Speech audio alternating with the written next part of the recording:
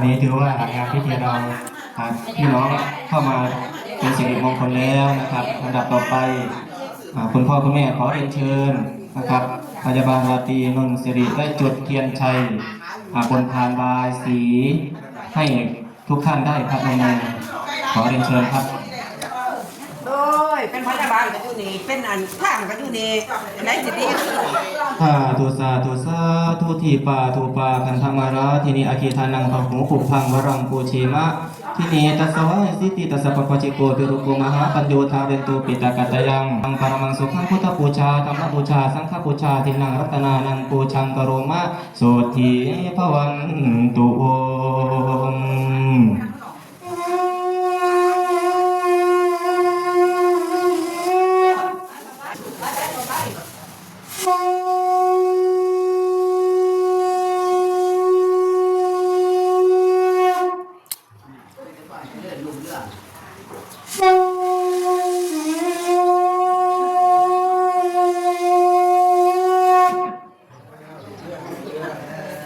เอาเลยค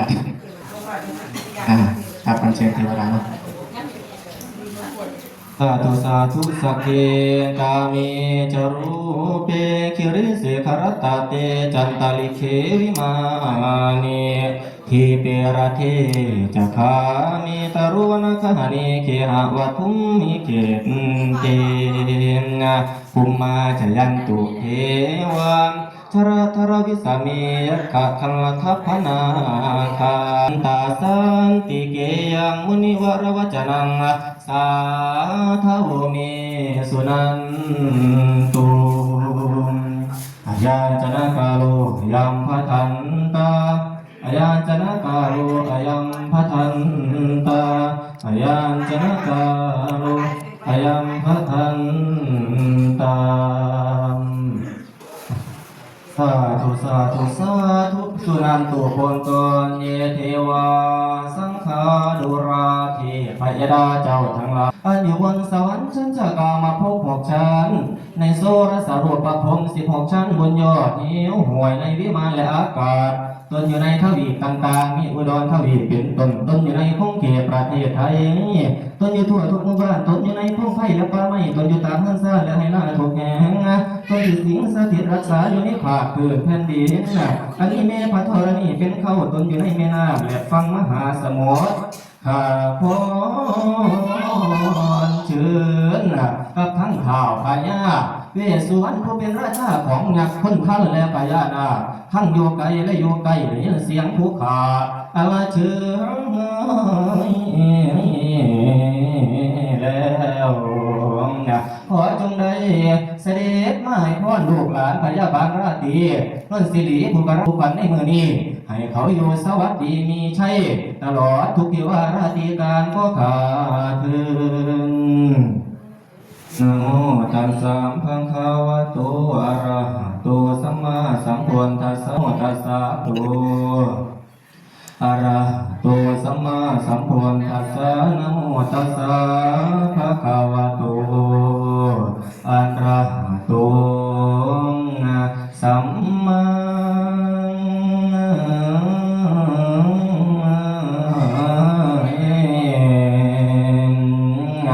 สัมพ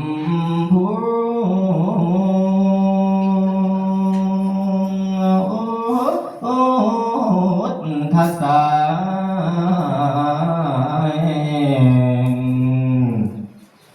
ว่าสินเทียพระพรบวรแหวนวิเศษอาติเลกันเตโชชัยยันตุภวังชายมังคลังชายมหามงคลเนกสวัสดีอาทิตย์ถูกชัยสีจันกำจัดภัยรีศัตรูพินาศอังคารบาทมงคลพุทธเป็นบุญแก้วเกิดพระฤหัสล้ำเลิศมหาภรสุเกียรติยานวิเศษเสาเป็นเกศแก้วเก กิงอุตตมังคลาสุนัขตาสุมังคลาอุตตมะโชอุตตมะยุอุตตมะดิถีอุตตมะหามหานาคีมหาสักขีพิราชด้วยอำนาจอันลือซาอันฟุ้งขาไม่มีนักปราชญ์และปุโรหิตทั้งบัณฑิตและชาวเมืองมาพังพร้อมเขาแก่มานั่งร่วมสาธุการบริวารหลายเรือลังมาหุ้มนางอยู่สอนนอนตาสอนบุญหลายหลางบ่พัดพาดไปไกลมาหุ้มใจสูงเสื่อยอดยืนมงคลให้เป็นผลแท้สางธุระอ่างความดีนี้ร่วมกันมากาทำละบาสีเพื่อให้เป็นมังคารดีอันวิเศษอารมณ์เหตุแห่งบุญสมภารบรรจุงานสารประโยชน์น้ำประโมทโสพลกองมงคลบรดละพยาบาลราตรีนนสิริผู้ที่มีมานะอันล้ำเลิศแผ่วพีสร้างความดีสีกากันบ่ละกันทนถอยเดินตามห้อยพุทธบาลขอประกาศแผ่ความดีกตัญญูกตเวทีต่อผู้บังเกิดเก่าผู้เป็นเขาคือบิดามารดาสร้างบุญพลามาแต่น้อยวัดสาคอยกะทำเพียรใจสะเทียนได้ทำเนียนจนโจทย์จนครบเป็นพยาบาลสุขสำราญยศยิ่งงามเพียงละเพียงดังวิมานลูกหลานบ้านโน้นการพี่น้องต่างสมสื่นยินดีพลามีบุญนำสู่รวดแต่มีจิตใจเพื่อแพ้เกิดมีแก่พระหมู่ชนคนนิยมเหลือหลายหลากแพ้ใบตาคงโพสีบุญคุณมีก็เกือมีจิตเอื้ออาทรตาสะอ่อนบารมีวิทยาลัยพยาบาลกรุงเทพมหานครพระบรมราชชนนีสำเร็จแล้วงามของแผ่วโภคามุกหมอกมุทิตาด้วยมาไข่รางวัลใหญ่ในภาคเพียรนี้ทำจนจบขอย่อนกในความดีบุญบารมีไข่แจ้งจอดจนเข้าหอดมหาปัฏฐานจนเข้าหอดการเงินโรงพยาบาลสมุทรปราการกองฟ้าหรือทั่วล่าแดนไทยสดสดใสเพื่อแผ่วขอพระคุณรัตนไตรแก้วเจ้าทั้งสามจงนั่งตามปกเก้าเกศธรรมดวงวิเศษน้อมนำผ้าขอพลาห่อหุ่งกุศลตุ่มแผ่ไพศาลให้พยาบาลราตรีสิรินี่จงประสบพบผ่านแต่ความสุขเกษมสำราญทุกที่ว่าราตรีกันยาวนานสืบต่อไปก็ปูเถินมาบัดนี้คณะญาติพี่น้องพวกเกี่ยวของเจ้าพงศารวมมุทิตาสร้อยเสื่องงามล้นเลื่อนใสดีจึงได้จัดประกอบพิธีบายสีสมโพธิทุกฝ่ายมีแต่ความประโมทสมเสื่อปีดาจึงได้จัดหาทานบายสีวิจิตรบรรจงดีสีสัมพันธ์ตั้งเหนือแผ่นบูชาจึงได้พากันค้นขวายหาสามพระอาหารเหลือหลายหลางหาได้มาสัมภาภาของทุกสิ่งอันนี่ทั้งผู้พันและมางจีเป่าวันนี้ดาวดังมาละหอมห่วงเอาเข้าต้มกล้วยใบสีมีทั้งไข่น้อยดีเกี่ยงกอดมีทั้งหัวมันและหัวเผือกเลือกเขาได้แม่นมันมุกดจนจูนอะไรมาข้าวสองแตงไว้รองเรียนผ้ามีทั้งตากุลาไก่ตัวผู้แต่งใส่ตกสวยรวยหาบวยห้วยเลือดแล้วเราก้องแก้วใส่ผ้าขวาสัพพะอาหารมีหลายหลางหาได้มาหังประมุนมาแต่สายพ ขาป่าไว้ถึงเสื้อตั้งละแม่นเมื่อยำดีนะมีเสียงหายเสียงหาย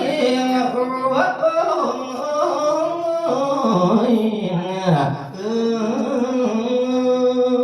ยบ่สาวมาบัดนี้เพิ่นจึงได้ไปราธนาเอาอาจารย์เจ้าผู้ฉลาดมาจากสำนักพราหมณ์จับปิดพยาไลหมอพราหมณ์สู่ขวัญแห่งแรกของประเทศไทยจังหวัดอุบลราชธานีมานั่งอาเดินเสื่อนขวานความสีเสียงเสียงเสียงโอ้ยโอ้ยสีมือนี่ละแม่นมือสั่นนะวันนี้เป็นวันดีวันเศรษฐีอมุตตโสประสิทธิโยกอมลักขณาข่อยผู้ตาก็จึงได้มาสู่ข่อยผู้ปูก็จึงได้มาหาตามภาษีภาษาข่อยได้เป็นผู้เฒ่าหูสร้างเว้าก้าวซึ่งขวาว่า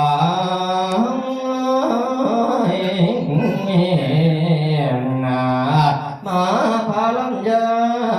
สานเสือดงขันองลาภารกา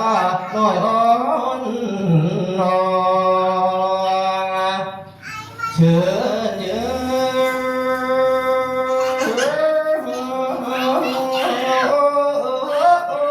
โอ้ยเสือเอาขวัญคนเท้าให้ไว้เฝ้าให้เต้ามาให้เต้ามาเด้อว่ามาเยอะขวัญคอยจักเชื้อเอาขวัญอ่อนน้อยลาอ่อนตีนแดงเสือเอาขวัญนั่งแพงให้ดวงมายาสาเสือทั้งขวัญนอนหลานเสือทั้งขวัญขันหาขวัญตาเขี้ยวกองกองขวัญเ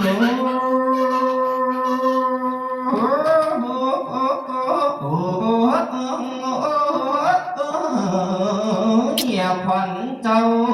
นะผัดกะละเม็นผักบ้านโวยน้ำนะให้เต้า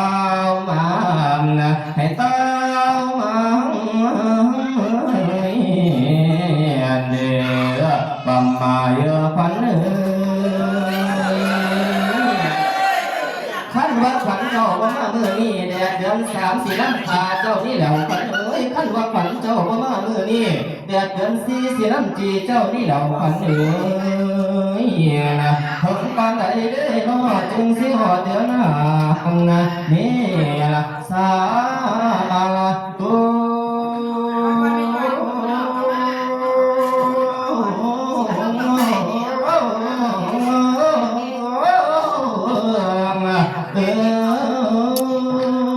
ต้นปีใหม่แสงอาทิตย์ปัดแห้งใหม่ไฟจีใต้ปัดแห้งตอมเสียงนกน้อยห้อง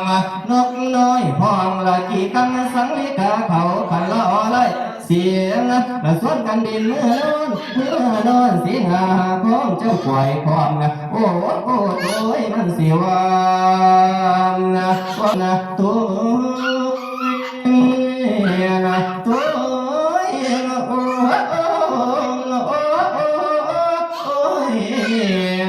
โอ้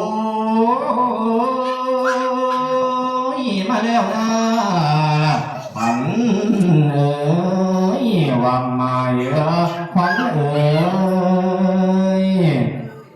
30 ปานิมนต์เฮาเก่า10 พันก่อยมาอยู่เสือมาอยู่เหนือได้กิ้งทั้งฝั่งให้แข้งก่อยมา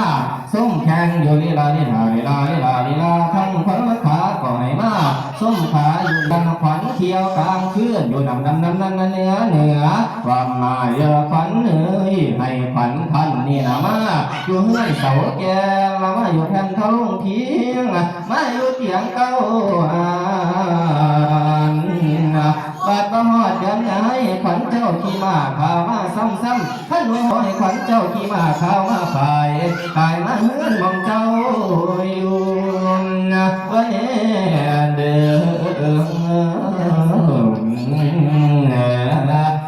โอ้ย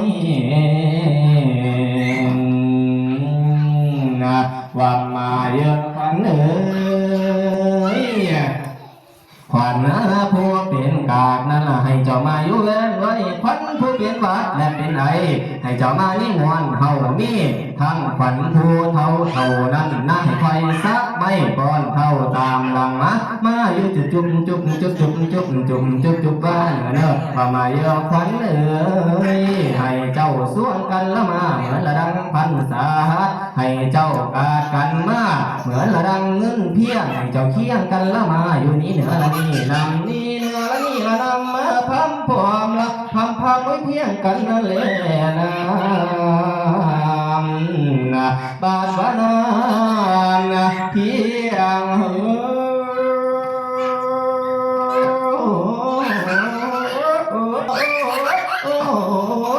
ให้ขวัญเจ้า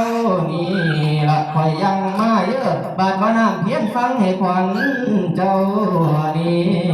นะคอยลอยบาดว่าน้ำทวนหูทวนโดยให้ขวัญเจ้านี่นะกี่ไม่งิวนะหลวงภาษีเกี่ยว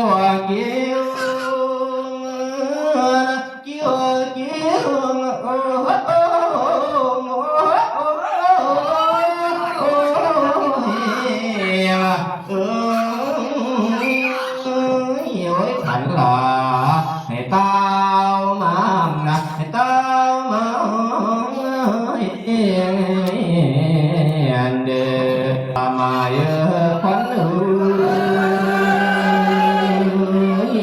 บาดว่าหอดเดือนโอ้ฝนนี่โตลงมาอยู่ที่จนสิห้ำโขงนกไม่เกียนนะแสนสาขาหักไม่ไว้ใบหนาวปงเขียวฝูงปูปลาเต้นลงซุ่มบ้างในน้ำไม่ปลาก็บกบาดวันเสียวเอาจมูกขาวลงภาษีเจ้า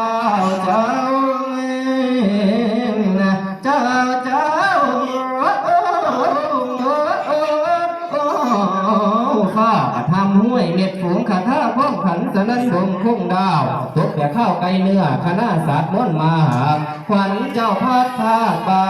นนั่นแล้วให้เต้ามา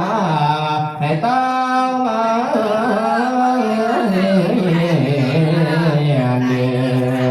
สาธุมาบัดนี้ข้าขออวยพรให้ชายโยสิทธิจาตุพรตั้งเกทรงโยสุพันยุดีก็สาธุเด้อ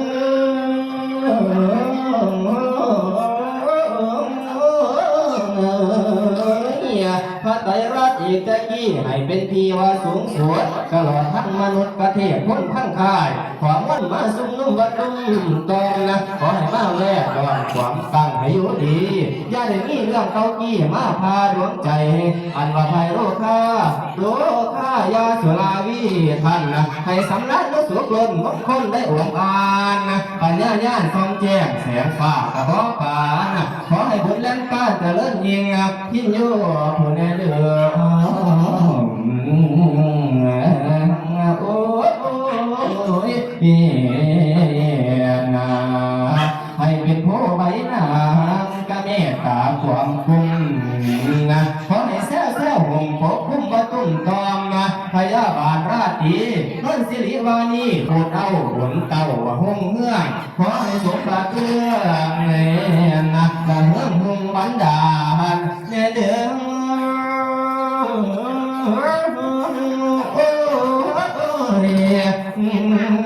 อคุณพระพุทธเจ้าสนะมาทั้งข้างสารพญากระโดดนาคาสันนิ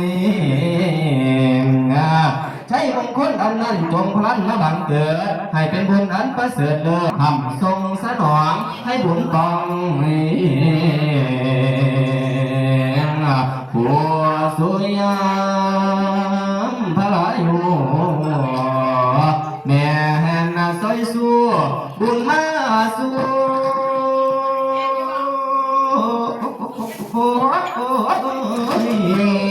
โอ้ยอันเด้อว่าแล้วนั่นก็ทิ้งไปเอาฝ่ายอ้อมแก้ววางมองโค